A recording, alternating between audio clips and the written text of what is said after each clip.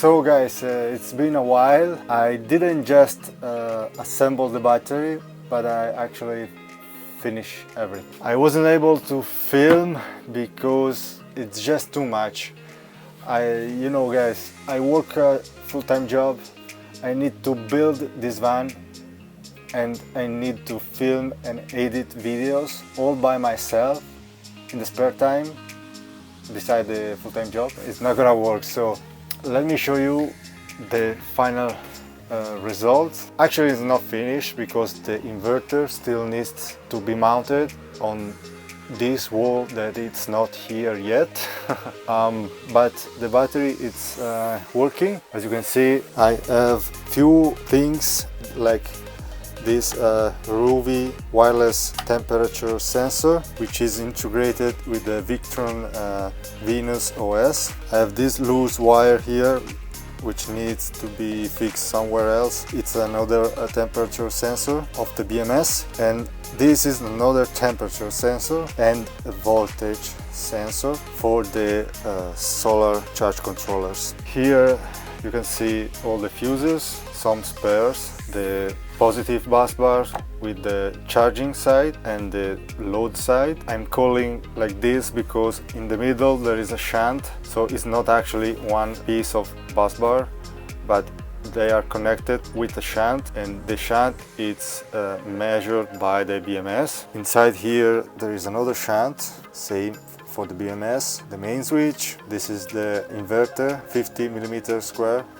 and this is the main battery cable, straight from the positive pole with a fuse. This is the 300 amps fuse for the inverter. The negative of the inverter comes right here on the bus bar of the negative. This is one piece of bus bar. This is the main negative coming from the battery. There is another smart shunt here and a smart battery protect. They are monitoring and switching on and off all the DC loads, 12 volt or 24 volts. So with this shunt I can measure the exact amps the DC system is drawing, because I have two systems, one for 12 volts appliance and one for 24 volts. With this shunt I can measure precisely what the amp range of those appliances is, and the Venus OS, the main computer, knows exactly this value instead of calculating by subtracting the power coming in from the solar panel. I prefer, you know, precise figures. So this is doing that. The battery protect, it's just basically a big electronic switch which is controlled by the BMS with these two little wires.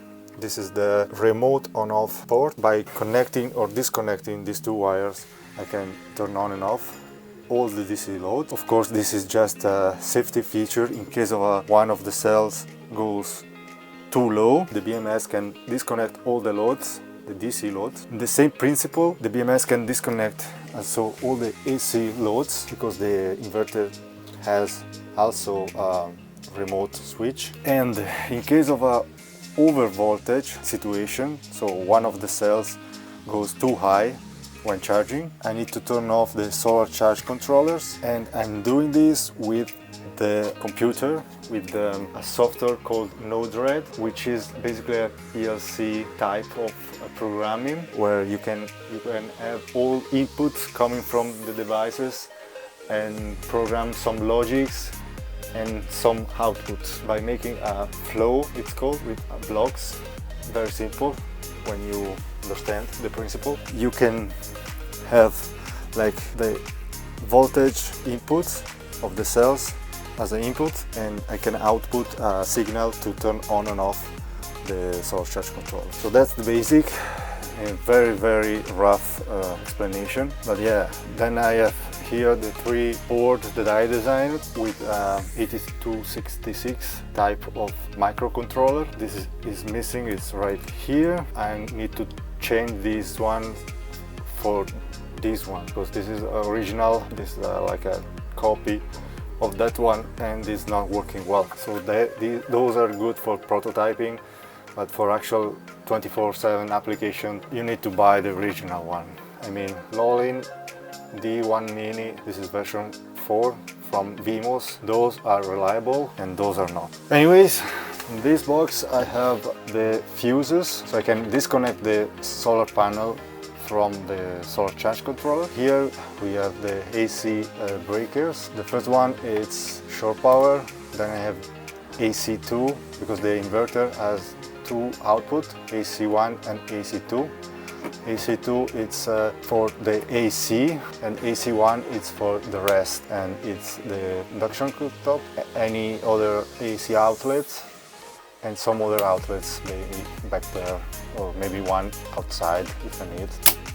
And the AC2 out, it's connected on the air conditioning because I can program the inverter to turn on and off this secondary output based on the state of charge of the battery, which is measured by the smart shunt. Let's say if the state of charge is less than 50%, I don't want the AC to draw more current, so the inverter turn off just that, which is nice. Then going on the other side here, this is the GX Tank 140, which has 4 inputs for sensors, for liquid sensors. I have 2 here, 2 cables, but there is no sensor yet on the other side, but those will be the fresh water tank and the gray water tank sensor. All those are just ground, actually 3 different ground for the 3 circuit board here. I know it's already design flaws, so I should have made a ground bus bar inside of the board so I can plug, you know, if I have a light, I have plus and minus going into the board. Instead I made just positive, and so I need to make an external negative bus bars for all the outputs of those boards. This is just version 1. If I have to make another one, of course I will modify it, but I don't want to spend time and money to redo those because they are working well. It's just a little bit annoying, so and also for the space, but I managed to put everything in there, so for now it's fine. Then those 2 are Ethernet switch. Those relays are for the exterior lights, and also this board right here, which has bigger heat sinks, because the exterior lights on the roof rack, they are drawing a lot of power. So why I have also relays? Because I have a switch over there in the cab on the roof. You see this one, red switches. So basically with the key inside on the roof panel there is a key. I can switch between the electronic board or the manual switches inside. That's made by this relay. 4-channel relay, and then each switch over there has its own relay here, which turn on each light on the side of the van. So it's like the front LED bar and all the left, right and back. Then here is the cell balancer, and it's connected with these 2 wires to the BMS. So the BMS decide when turn this on or off based on the state of charge or the voltage, because you need to balance with those things the cells just in a high state of charge. Those are all the balance wires. This is a DC to DC converter. It's taking the 24 volts and transforming the 24 volt to 12 volts for the secondary circuit of the van, which is because I have some appliances that are 12 volts like the Maxer fan. And that's it for this side. So yes, over there, here we can see some of the rest. 2 fuse panels, because I have 12 volt system and 24 volt system. I have the Raspberry Pi with the Venus OS installed, some hub, not USB hub, but it's like a USB to serial port hub. I have two of them working. I have connected here basically all the Victron devices with these wires right here, for example, which is the VE Direct port. Solar charge controllers has the VE Direct, Martians have the VE Direct. With those I can collect all the data they are sending to the little computer here, and everything is online. This is a relay board because Venus OS has some output, 6 outputs, and some input which are not connected yet. Those are inputs. This is a USB hub with the GPS, the GX tank, and the other one is the inverter, which needs this this interface to work with USB, because it's taking VE bus, which is another proprietary protocol from Victron, and translated to USB, so can be read by the computer. Down here I have the router, 4G router.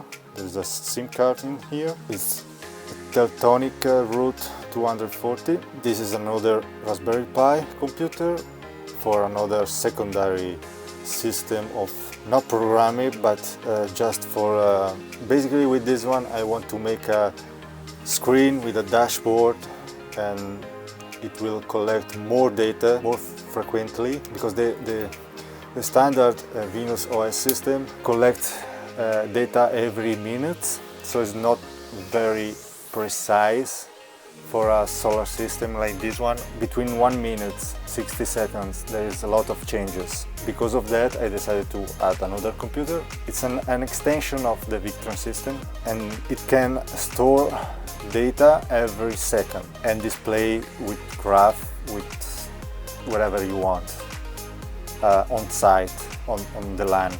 So this one is not accessible online like the Venus VRM portal system. Victron VRM portal is an online database free from Victron, where you can connect your devices and have all the data stored on the cloud for free, but they store one data every minute. With this one I can store every second, but it's not online. I can visualize just inside the van with a screen. Then I already did actually. I made a VPN tunnel to connect from wherever I am directly into my network here, and I can see real time what's happening and control everything from anywhere in the world, basically. And the last two things are the controller here for the solar lift and the DVR for the cameras. Oh, this one is just a 5-volt power supply, so it's taking 12 volts and putting out 5 volts to give power for the little computer here, Raspberry Pis, and this relay board. So it's not finished yet here, because of course all those wires need to go on other things, and also the LAN cables need to be adjusted. The BMS is right here and needs to be mounted on this side, and the cameras also need to be connected, but I'm almost there. Oh, sorry for the long talk, but there is a lot, you know, to talk about. Let me know in the comment if you want to know more about it, and I can make some more videos in the future. I need to finish the build before, and yeah, so I think it's enough for this one. In the next one I'm going to mount the water tank, the fresh water tank, which actually it's already there. It needs to mount right here. Okay, so thank you guys, and see you in the next one. Bye.